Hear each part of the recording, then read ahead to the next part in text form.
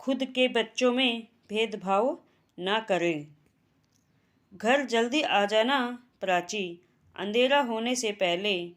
तेरे पापा ऑफिस से आकर पूछेंगे कि प्राची कहाँ है। उस समय तेरा घर में होना आवश्यक है। तुझे घर में न पाकर वह बहुत क्रोधित होंगे।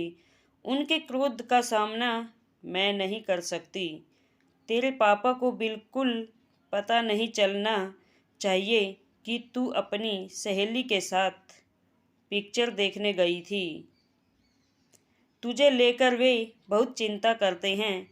वैसे भी मुझे अक्सर कहते रहते हैं कि प्राची को तुम इतनी आज़ादी मत दो। कल को उसे ससुराल जाना है।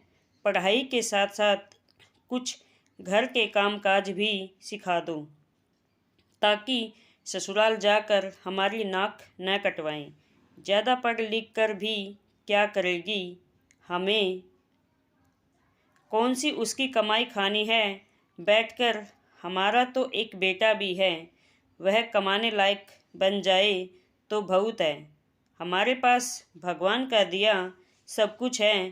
प्राची अपनी सहेली के साथ उरी पिक्चर देखने जा रही थी, तब उसकी माँ ने उसे इतनी हिदायतें दे डाली।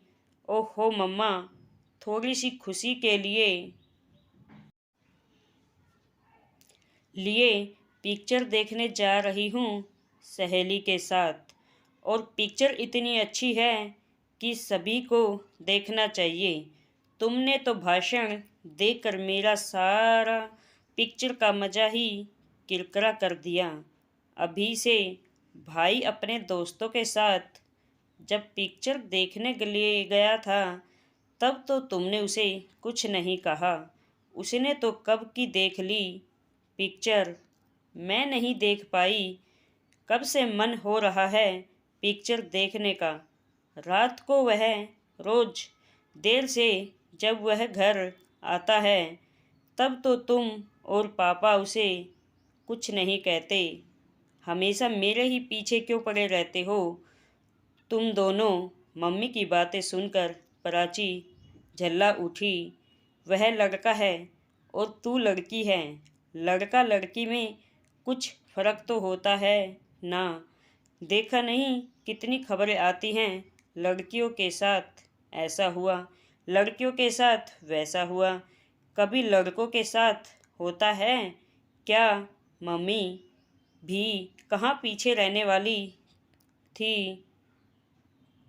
लड़कियों के साथ अपराध भी तो लड़के ही करते हैं, इसलिए लड़कों को भी समय से घर आ जाना चाहिए। जो लड़के देर रात तक घर से बाहर रहते हैं, वही लड़के तो यह सब कर्म करते हैं। प्राची भी माँ से कहाँ कम पड़ने वाली थी। अरे, तो लड़कों के चरित्र पर कोई उंगली तो नहीं उठाता। आखिर उंगली तो लड़की के चरित्र पर ही उठती है। ससुराल भी लड़की को ही जाना होता है। लड़का तो अपने ही घर में रहेगा। तुझे तो बात समझना बेकार है। बहुत जुबान लड़ाती है आजकल। गुस्से में माँ बड़बड़ाई। माँ बेटी और में बात चलती रही थी कि कॉल बेल बजी। माँ ने निकल कर देखा, सामने पुलिस वाला खड़ा था। पुलिस को देखते ही वह डर गई और प्राची को बुलाया। देख तो प्राची, पुलिस क्यों आई है हमारे दरवाजे पर? क्या बात है सर, कोई बात हो गई है क्या? प्राची ने पुलिस से पूछा। माताजी, कमल आपका बेटा है? प्राची के माँ से पुलिस ने पूछा। जी हाँ साहब, मेरा ही बेटा है। क्या बात हो गई है? घबरा कर माँ ने पूछा। आपका बेटा थाने में बंद है। अपने दोस्तों के साथ रास्ते में लड़कियों के साथ छेड़खानी कर रहा था, तो पुलिस ने पकड़कर सारे लड़कों को लॉकअप में बंद कर दिया कि अच्छी तरह खातिरदारी हो रही है। एक कागज़ थमाकर पुलिस चली गई। हे भगवान, यह लड़का तो हमें मुंह दिखाने लायक नहीं छोड़ा। अब क्या करेंगे? माथा पीटकर रोने लगी प्राची की माँ। अब क्यों रो रही हो माँ? तुम्हारा लाडला है ना, उसके ऊपर तो कोई उंगली नहीं उठाएगा। लड़कों का तो कोई चरित्र होता ही नहीं है। चरित्र तो संभाल के केवल लड़कियों को ही रखना पड़ता है। अब भुगतो। इतनी आज़ादी दे रखी थी। मैंने जब भी कहा, भाई इतनी देर देर से घर क्यों आता है? मेरे ऊपर तो इतनी बंदिशें हैं, पर भाई को संपूर्ण आज़ादी। ऐसा भेदभाव क्यों है? लड़की होना कोई पाप है क्या? मैंने जब भी कुछ कहा तब आप लोगों ने हमेशा मुझे डांटा और कहा, तू लड़की है, इतना जुबान मत चला।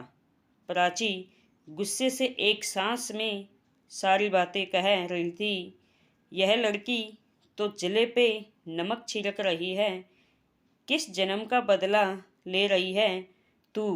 कोई रास्ता बता, अब क्या किया जाए? माँ ने रोते रोते कहा।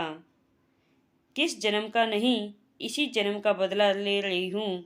इसी जन्म में ही तो तुम लोगों ने मेरे साथ ज़्यादा की है।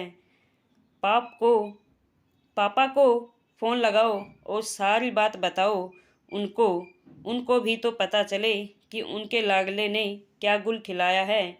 आज प्राची ने वर्षों से मन की भड़ास निकाल दी। इज्जत तो सबकी होती है, चाहे लड़का हो या लड़की। लड़कों का भी फर्ज बनता है वो लड़कियों की इज्जत करें। जब वो अकेली हों तो उनका फ़ायदा न उठाएं, बल्कि उनका सहारा बने। Thank you.